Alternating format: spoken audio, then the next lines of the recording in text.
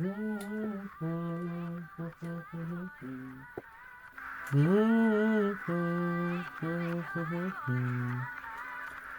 envie de regarder des isekai de merde là. Allez.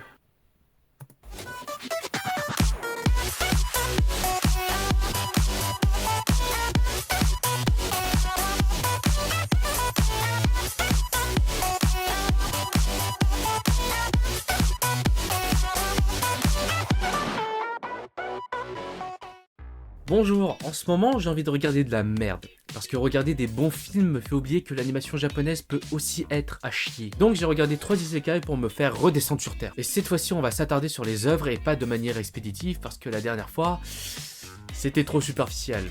J'aime pas. Après s'attarder sur de la merde, c'est sûr que t'as la flemme d'en parler. On commence avec Noble New World's Adventure, que j'ai en ma possession, 2 tomes quand même. Mais bon j'ai pas lu parce que c'est Nedif qui me l'a refilé et dont je m'en fous complètement. Un lycéen nommé Kazuya Shina se fait assassiner par un fou en sauvant 2 jeunes filles. Résultat, il se réincarne dans un autre monde en tant que Kane von Silford, le 3e fils de la noble maison von Silford, grâce à l'intervention des 7 dieux créateurs. Voilà, c'était le synopsis. Je crois qu'il manque quelque chose. Bon, on verra ça plus tard. Cet isekai a une animation assez moyenne, voire vraiment pas ouf, mais vraiment nulle. Tout va trop vite. Tellement vite que ça enchaîne les blagues, t'as pas le temps de rigoler. En tout cas sur le papier. Les flash forwards sont trop rapides. Genre, les transitions sont trop rapides pour qu'on capte qu'on a avancé dans le temps. Et heureusement que le personnage principal nous le dit. S'il est obligé de le dire oralement, c'est que le flash forward est mal fait et qu'ils le savent. C'est un aveu de faiblesse. Au vu de la qualité, bon, on constate que le monde n'est pas développé et classique. Ce qui ne m'étonne pas. Fallait s'y attendre. Du côté de la réalisation, c'est... À un moment, le frérot a expliqué sa situation d'avant-isekaiisation en disant qu'il est seul et qu'il n'avait rien d'autre. Avec les mêmes plans du début de l'épisode 1, c'est-à-dire 2 plans qui n'ont rien à voir avec ce qu'il dit, dans l'opening on retrouve la première séquence avec le dragon à la fin de l'opening. Voilà, faut se dire, c'est du foutage de gueule. Il y a aussi les plans chibi avec une bulle dans le même plan que le personnage, ce qui est vraiment mauvais, et ces putains de transitions épées qu'on voit tout le temps. T'as pas mieux comme transition? Attendez, c'est pas encore fini. Je vais vous mettre des extraits que j'ai notés. 10 minutes 47, épisode 4. Un plan à chier, comme dans Evil Lord machin. 12 minutes 36, épisode 4. Un zoom, t'as peur. 8 minutes 43, épisode 7. Un angle, tu sais pas ce que tu regardes. 4 minutes 58, épisode 10. Attention, petit quiz. Dans cet extrait, la femme est blessée. Où est le sang dans ce plan? Ici. Là. Vous voyez pas? Ici! Premier degré, quand j'ai regardé pour la première fois, j'ai vu les sous-titres, je me demandais où était le sang? Je suis quand même retourné en arrière et mis pause pour chercher le sang. On est à ce stade. Ajoutons-en encore plus avec les personnages.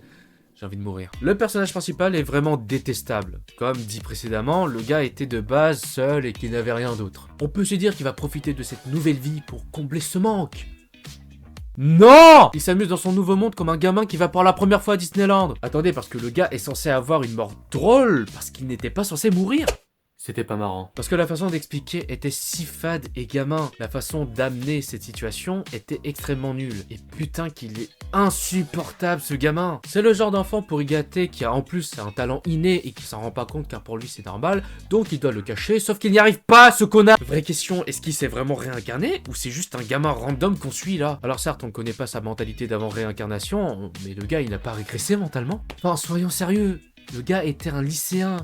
Comment il a fait pour être dans cet état? Soit l'âge mental colle au corps et qu'il n'a que la mémoire de son monde original, soit c'est tout simplement un gamin. Ce qui m'énerve le plus, c'est qu'il n'y a pas cette notion de deuxième chance. Le fait d'avoir mis un contexte au début comme quoi il était seul et tout, pour finalement quelque chose de comique sans rementionner celui-ci, est une grosse erreur. Parce que ça donne un attendu de deuxième chance qui n'aboutit à aucun moment. À la place, le gars s'amuse juste.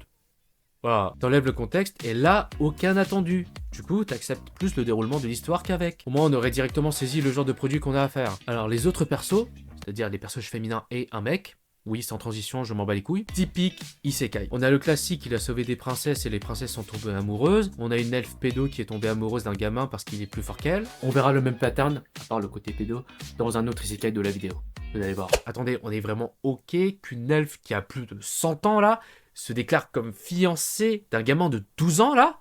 Genre, Ça choque personne. Nous avons les deux institutrices qui n'ont servi à rien, vu que le gars est plus fort qu'elle. D'ailleurs, je comprends toujours pas pourquoi il y a des institutrices, mais bon. Une qui est normale, dont le caméraman aime beaucoup une certaine partie chez elle, je vous laisse deviner. Et la mage qui, elle aussi, aime les enfants. Non mais vraiment, personne va rien dire là. Et on a aussi un couple avec le frère de l'une des institutrices. Moi, un dans le harem bizarre. Et j'ai rien à dire sur les personnages, parce que honnêtement, ils ne m'intéressent pas, et je m'en fous d'eux. En bref, Noble New World Adventures.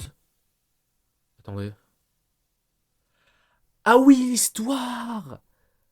Ça raconte quoi cet isekai? Alors ça va vous étonner, mais ça raconte rien.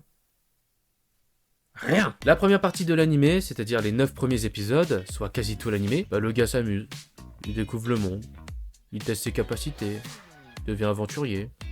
Va à l'école. Il s'entraîne dans l'île du temps du premier roi de son monde qui est aussi un réincarné, sauf qu'il est tellement cheaté qu'il est devenu un dieu. Donc il ne peut pas affronter le méchant qui est une sorte de dieu déchu qui joue avec la vie des humains. C'est pour ça que le personnage principal doit devenir plus fort pour le vaincre. Même si en disant ce que j'ai écrit, tout ça n'a aucun sens. Ce serait plus logique qu'un dieu se bat contre un dieu au lieu d'un humain. Je sais pas, faut faire jeu égal, non? Ah désolé, c'était la deuxième partie de l'animé. Parce que oui, il y a un ennemi. Il y a un enjeu. Et le truc, c'est qu'il ne peut pas gérer ça seul. Du coup, il invoque son familier qui est le roi démon. Ah oui, parce qu'en fait, il a le roi démon comme familier, car je sais pas si vous avez capté, mais en fait, il est surcheaté, le gars. Il est fort! Le roi démon et ses compagnons, car oui, les potes du roi démon aident aussi, vu que le gars est plus fort que lui, se bat contre le méchant vaincu, et zoup fini. Allez, bon débarras. Oh mais vraiment, comment cet isekai était insupportable! Oh, j'en pouvais plus! C'est pas que je m'emmerdais, ça m'a carrément mis en colère ce truc. Cet animé me prend pour un gamin avec ses blagues nulles, ce protagoniste casse-couille, cette animation pour enfants. Ah mais, je viens de comprendre. En fait, c'est un isekai pour enfants. Cet humour enfantin, un protagoniste insupportable, ce côté cheap dans l'animation, cette scénarisation, tout fait sens. Je ne suis tout simplement pas le public en fait. Quoique non, au niveau scénario, c'est pas ouf. Entre le premier roi qui est en fait un isekaiisé, sauf que tellement il est cheaté, il est devenu un dieu, et le fait que les parents du protagoniste soient aussi isekaiisés et étaient les compagnons du premier roi, bon, à ce stade de l'histoire, rien de plus m'étonne. Hein. Je rappelle qu'il a comme familier le roi démon, même si c'est un peu plus tard, et qu'il a pour fiancée deux princesses et la chef pédo des armées à 12 ans. Ça aurait pu être un bon plot twist, sauf qu'ils en ont déjà trop fait avant, donc pas... Plus rien ne t'étonne. En plus, il voulait ajouter un côté sérieux en mode « Oh, je dois faire ça pour mes parents !» Vas-y, fous-toi de ma gueule. Vraiment, cet animé ne sait pas gérer l'humour. C'est une folie. C'est comme si je vous faisais des blagues toutes les 30 secondes, et d'un coup, plus rien. Puis on continue à faire des blagues toutes les 30 secondes, puis je vous parle d'un truc sérieux, et puis des blagues. Ouais, ça serait insupportable, hein. On est d'accord. Bon, en gros, Noble New World Adventures, c'est de la merde, et me rappelle beaucoup I'm the Evil Lord of the Intergalactic Empire. Wouah, oh là, c'était trop enfantin pour moi. J'ai l'impression d'avoir régressé mentalement. Faut que je me regarde un truc plus adulte là, plus mature. Tiens, ça fait longtemps ce truc là. Vas-y, je vais me le remater. Est-ce que vous aimez les MILF? Ouais. Imaginez vous êtes dans un monde et que d'un coup, vous vous retrouvez à poil avec une MILF toute plein de slime collés ensemble. Oui. Et cette MILF, c'est votre mère. Ah pas vous? Do You Love Your Mom and Her Two Hit Multi-Target Attacks est un isekai que j'avais déjà vu. Et comme d'habitude, je n'en ai aucun souvenir. Du coup, découvrons de quoi ça parle. Masato Osuki est un jeune adolescent qui va se faire transporter dans un jeu vidéo avec sa mère, Mamako, après avoir rempli un formulaire sur sa relation avec sa mère. Le but de ce monde virtuel est de resserrer les liens avec sa mère. Un animé sur l'importance maternelle avec des adolescents en pleine puberté. Et pour être honnête, y a pas vraiment mensonge sur la marchandise. C'est juste que quand tu vois les gens sur My Anime List, bon, je crois qu'il y en a un de trop. Un animé sur un mec qui va dans un autre monde avec sa mère et qui a dans ses genres ecchi, ça fait peur. Quand j'ai dit resserrer les liens, c'était pas dans ce sens-là. Hein. Ne jugeons pas un livre par sa couverture, entrons dans le MILF du sujet. L'animation est bien, graphiquement c'est bien. Bon, je pense que vous avez capté, mais l'animation ne m'a pas du tout intéressé. Hein. Je vous montre juste quelques passages qui m'ont marqué. Épisode 10, 21 minutes 21. On nous sort un cri d'enfer.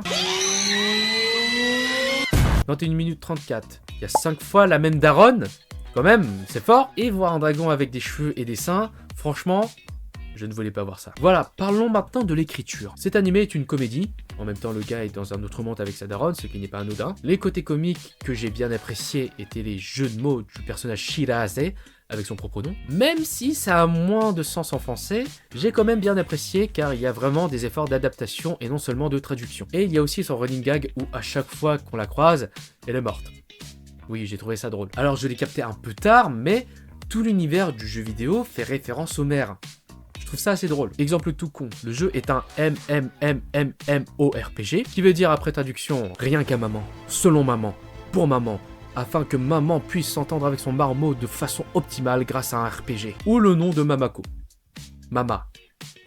S'appelle maman. Eh, elle a volé le prénom de ma mère. Par contre, parfois ça va trop loin. Comme avec Soleil. Ah, le fait que le personnage principal se pose des questions sur sa provenance me donne des pensées bizarres. C'est à la fois bizarre et excitant. Je ne sais pas à quoi en penser. Ah, je pense que cet animé a réveillé quelque chose en moi à l'époque. Hein. Ah bah quand j'ai vu cette scène, je ne vous dis pas dans quel état j'étais.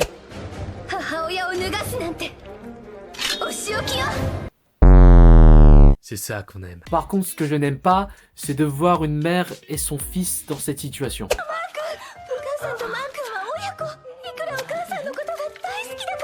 Passons sur quelque chose de plus sérieux.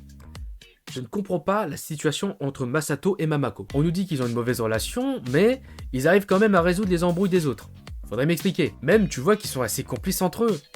Je ne comprends pas. Quand tu compares aux autres, il y a quand même une grande différence. White qui a honte de sa mère divorcée à faire la couillarde, et Mehdi qui en a marre que sa mère stricte la contrôle. Ah, Masato et Mamako, ce sont des bisounours face à ça. Hein. On ne nous montre pas clairement quel est vraiment le problème dans leur relation mère-fils, contrairement aux autres. Et c'est difficile de voir une approche sérieuse avec eux. Parce que oui, les autres avaient une approche assez sérieuse, car les mères de Wise et Mehdi ont des personnalités réalistes de la figure maternelle. Une mère qui voulait renouer ses liens avec sa fille après un divorce qui tourne mal à cause de ses mauvaises habitudes, et une autre mère qui contrôle sa fille pour son bien et pour bien paraître devant les autres. Qui celui-ci était plus intéressant. Deux situations réglées par la parole et des combats, qui est là pour la métaphore, hein, pour faire ressortir leur frustration.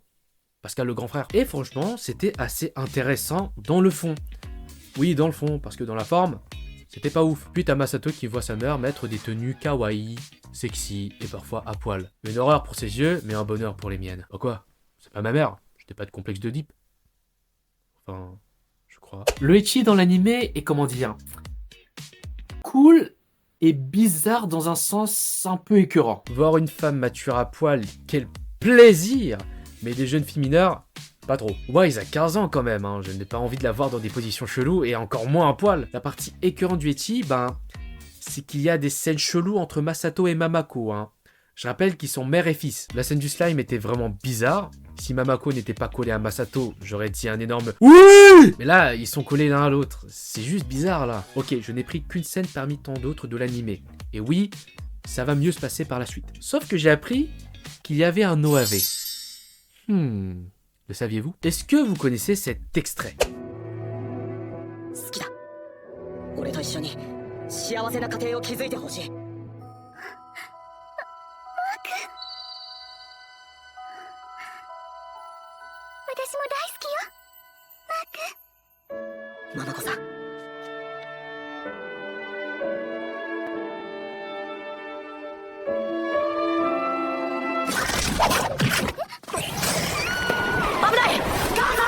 Je commence à me demander si cet isekai est juste pour mettre en forme le fantasme de l'auteur sur les mamans. Le pire, c'est que ça ne me choquerait pas. Mettons du contexte à cet extrait et notons le nombre de fois où il y a des moments chelous entre Masato et Mamako. Juste au cas où. Cet épisode spécial se déroule à la plage. Déjà, on a le fanservice, c'est bon. On a d'abord Masato qui se retrouve à poil. Ah, c'était pas le genre de fanservice auquel je m'attendais. Mamako se colle à lui pour ne pas exposer Excalibur. Et puis s'amuse à la plage et joue au jeu de la pastèque. Le fameux jeu où tu as les yeux bandés et que tu dois exploser une pastèque à l'aide d'indications vocales. Masato est guidé par Mamako. Il finit par toucher ses seins. Et de colère, Masato jette l'épée en bois sur un calamar. On voit très bien où ça va en venir. Il lui rend l'appareil en l'assommant. Il se réveille et on apprend qu'il a perdu la mémoire. Vous commencez à capter l'extrait du début? Il reconnaît personne, mais par contre, il a un crush sur Mamako. C'est-à-dire sa mère. Et de 3. Ils font à manger tranquille, puis ils jouent au Twister. Est-ce qu'il y a un moment bizarre? Ah oui, il y en a. Et de 4. Par contre, pas mal le plan là. Petit screen là. Pendant ce temps-là, Wise et Mehdi chill dans leur coin. Non, on est là pour Masato et Mamako. On s'en fout d'elle. Le fils et la mère partent chasser du crabe. Un crabe va soudainement se retrouver sur les seins de Mamako, puis entrer dans son maillot de bain pour ensuite le couper afin que Mamako se retrouve à poil devant son fils. Et de 5. Fils qui se colle à elle pour la couvrir, bien évidemment. Ensuite, Mehdi et Wise se disent « Tiens, on n'a rien foutu. Vas-y, on essaie de séduire Masato. » mais en vain. Puis on arrive sur ce fameux moment. Et de 6. Je n'avais pas compté avant. Il s'est souvenu de qui il était, avec un souvenir de lui avec sa mère, et à ma grande surprise, le calamar se fait hagra en 2 secondes. Je m'attendais à quelque chose, puis finalement, rien ne s'est passé. Honnêtement, ils m'ont surpris. Petit barbecue, un tentacule assomme toutes les filles qui, elles, ont perdu la mémoire à leur tour. Petit comique de situation, ça. Je reconnais. Et fin de l'OAV. Nous avons un total de 6 moments chelous entre Masato et Mamako. Peut mieux faire, mais c'est un bon résultat. Au moins, c'est sûr, l'auteur est fétichiste des mamans. Cet isekai est une parodie sur les isekai avec une petite touche morale sur la relation enfant-mère, mais qui a pour genre ecchi, ce qui est très bizarre quand on sait que les protagonistes sont mère et fils. La relation entre Masato et Mamako est bizarre, que ce soit sur les situations bizarres entre eux, ou bien sur le côté mauvaise relation qui est mal montré et mal défini, ce qui montre un côté incohérent sur le fait qu'il résout les problèmes des autres malgré leur semblant de mésentente. L'auteur n'avait que le concept d'un isekai avec une maman, le reste n'est pas réfléchi. Résoudre les problèmes familiaux est intéressant, mais est trop superficiel pour vraiment prendre l'œuvre au sérieux. La comédie n'empêche pas le sérieux, c'est ce qu'on appelle la satire. L'humour n'est pas marquant, l'animation n'est pas marquante, l'isekai n'est pas aussi bizarre qu'il peut l'être, donc pas marquant. Do You Love Your Mom and Her Two Hit Multi-Target Attacks est un isekai sympathique, mais facilement oubliable. Ouais, tout ça. Tiens, mais ça serait marrant de regarder un isekai avec Kuz en vrai. Vas-y. Ouais, celui-là, il a l'air pas mal là. Je vais l'appeler. Isekai Cheat Magician. Ah là là. Taichi mène une vie de lycéen paisible et ordinaire aux côtés de Rin, son ami d'enfance. Loin de là, dans un royaume magique, une invocation très importante est en préparation. Le rituel ne se passe pas comme prévu, et ce sont les 2 amis qui sont transportés dans cet autre monde, qui n'est pas sans rappeler celui d'un RPG. Un isekai que je n'ai pas regardé seul. Et oui, je l'ai regardé avec Nelive. J'ai embarqué dans un bourbier, putain. Je suis désolé pour lui. Je te déteste, enculé. Voici une petite compile de nos réactions comme avant-goût avant de parler de ces isekai de merde. Pas besoin de faire d'intro, on va juste réagir. Oui, c'est vrai. Alors, je sais que ça a à peine commencé, mais j'ai envie de cocher la case protagoniste insupportable. Moi, j'ai juste envie d'arrêter. Est-ce que c'est... Je vais commencer à cet épisode 2 parce que je suis en train de bailler. Pourquoi on m'a fait ça? On est vraiment au 2e épisode et rien ne s'est passé. Putain, mais merde, on se fait chier quoi. Il me fait chier. Je commence à fatiguer. Non mais je te jure que là, les 2 épisodes ils vont me tuer. Je pensais qu'on allait se marrer, mais en fait on s'emmerde. Oh putain. J'en ai marre. J'en ai marre. Putain, je sens que cet animé, ça va être juste ennuyant, il y aura pas de trucs trop... Ça va être mou du cul. trop bizarre, ça va être nul. Putain, mais... Oh, j'ai envie de dormir, sérieux. Pourquoi cet animé de merde, il existe? Peut-être que le choix d'animé n'était pas aussi parfait que ça. Tu m'as dit qu'on allait regarder un animé de merde. C'est le cas. Oui, mais je pensais que ça allait être plus divertissant. C'est pas divertissant du tout. Et ça, c'était nos réactions des 3 premiers épisodes de l'animé. Je vous raconte pas la suite. Bon, cette fois on va être direct parce que je n'ai pas envie de m'étaler sur cet animé. Isekai Cheat Magician est un animé ennuyant avec une mauvaise animation, un mauvais rythme, des personnages pas intéressants, une intrigue inintéressante et qui reprend les mêmes codes de tous les isekai existants. Le tout en soi est passable. Plus vers le négatif que le positif. C'est le genre d'isekai où tu ne passes pas un bon moment tellement tu t'ennuies. Failure Frame, c'est nul, mais c'était divertissant grâce à la catastrophe que c'était. Là, juste tu t'emmerdes au même niveau que The Water Magician, Apocalypse Bringer et In Another World with My Smartphone. L'animation est bâclée, comme d'habitude avec ce genre d'animé. Même si l'animé est un moyen promotionnel pour le format original, à aucun moment ça m'a donné envie de lire cet isekai. Aucun moment. Parce que quand même, l'intrigue principale de l'animé tournait autour d'une inflation des prix des marchés de la ville. Non mais vraiment, ça commence vraiment de cette façon. On se posait la question avec des livres si le but des antagonistes était de faire chuter l'économie du pays. Voici l'intrigue de cet épisode. Pourquoi les prix ont flambé? Faut enquêter sur cette augmentation, putain. L'inflation. En fait, c'est tout ce qu'on attend d'un isekai. Putain, il faut toujours la même chose, là. Toujours sur cette affaire de fruits là qui n'arrivent pas et du coup qui augmentent les prix. Et oui, l'inflation. Tout ça pour des fruits. C'est vrai, Je trouve ça très marrant. Il y a quoi de mieux que de faire couler une économie? Eh oui. Eh ouais. C'est ça les vrais méchants. Ça c'est vrai, il y a la hausse des prix maintenant. Ah, Putain, l'inflation. putain, elles ont pu s'acheter des dingos, ça veut dire qu'elles sont riches. Ah, c'est bon. Le retour de l'économie. Il n'y a plus d'inflation. Putain, Merci Macron. Et le problème de l'anime, c'est... Qu'est-ce que font les personnages? Les deux avocats se battent pour remettre l'économie du pays en ordre, mais ils n'ont aucune raison de les aider, hein. C'est parce qu'ils sont gentils. Et c'est pareil pour la guerre entre le roi et son frère qui ne sont pas d'accord politiquement parlant. La raison, c'est que la princesse veut se racheter en trouvant une solution pour les renvoyer dans leur monde, alors qu'elle avait dit que l'invocation pouvait se faire qu'une fois dans une vie.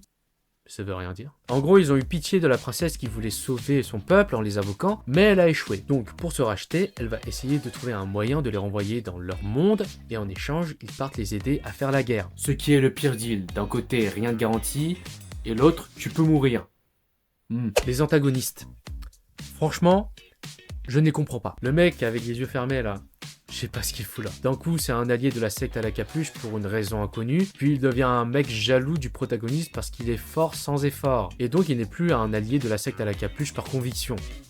Oh, ce gars me perd. En parlant de la secte à la capuche, désolé mais ils ne sont pas fut-fut, hein. Genre, ils mettent à mal le pays alors qu'ils veulent qu'une meuf règne sur le même pays. Elle arrive au pouvoir et c'est la merde. Ah franchement, cool pour elle. C'est pas comme s'ils avaient déjà la solution au problème. Il n'y a pas de solution. Enfin... Il y a mieux comme strat, les gars. Ça aurait été mieux que la secte à la capuche qui agit dans l'ombre reste mystérieuse tout au long de l'animé et qu'on te met des indices subtils pour capter que c'est eux, et pas de façon trop obvious. Y a pas un mec dans l'arrière-plan qui a une capuche. Ah, il est grillé le pélo. Anastasia, personnage anecdotique. Zéro moment pour qu'on s'attache à elle, et même zéro background en image. Juste des paroles. C'est la première fois qu'on me traite comme un humain.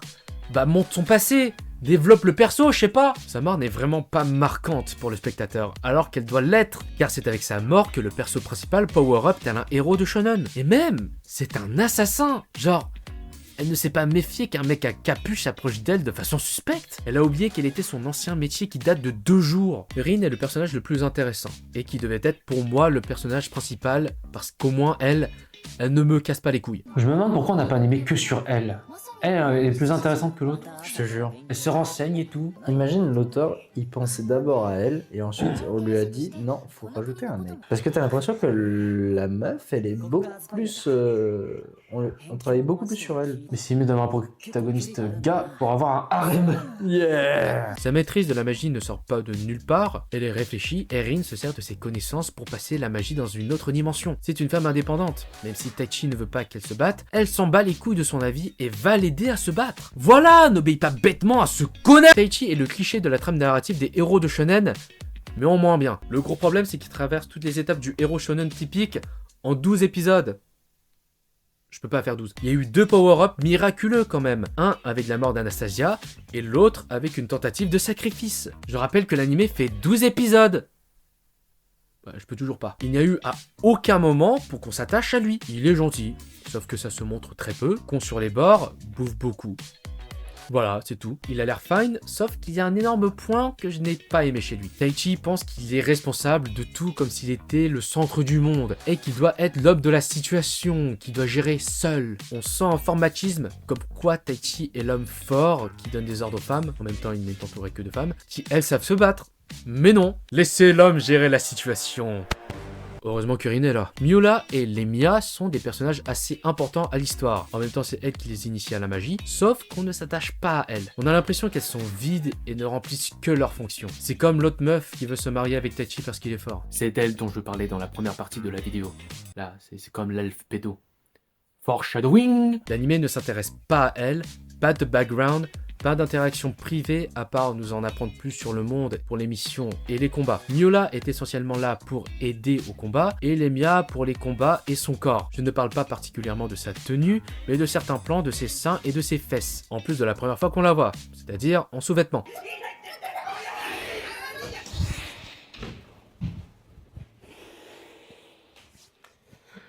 On est au premier épisode. Ça aurait été mieux de plus se focaliser sur l'attachement des personnages que de la narration accélérée qui manque d'intérêt. On s'est emmerdé avec Nedive, mais il y a eu quelques moments assez marrants. La fois où les petites jumelles se font hagra par les gobelins qu'elles ont fait naître.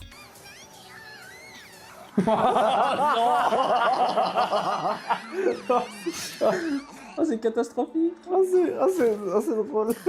Qui d'ailleurs ont disparu après le combat contre le dragon, je sais pas où elles sont, ou la fois où Taichi se réveille après le combat final et qu'il est à 2 doigts de gerber après avoir regardé Rin alors qu'ils étaient en plein flirt. Tue l'amour.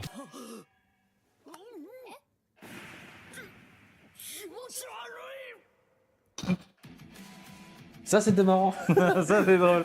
Ça c'est drôle. Mais sinon, principalement, ce qui nous a vraiment fait rire, c'est l'animation. Le plus gros défaut de la série d'animation est l'animation. Ah, faut se rendre compte de la perf quand même.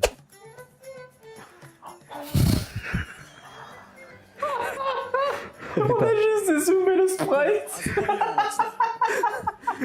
C'était de la merde. Oh putain, on l'a remarqué tous les deux en même temps.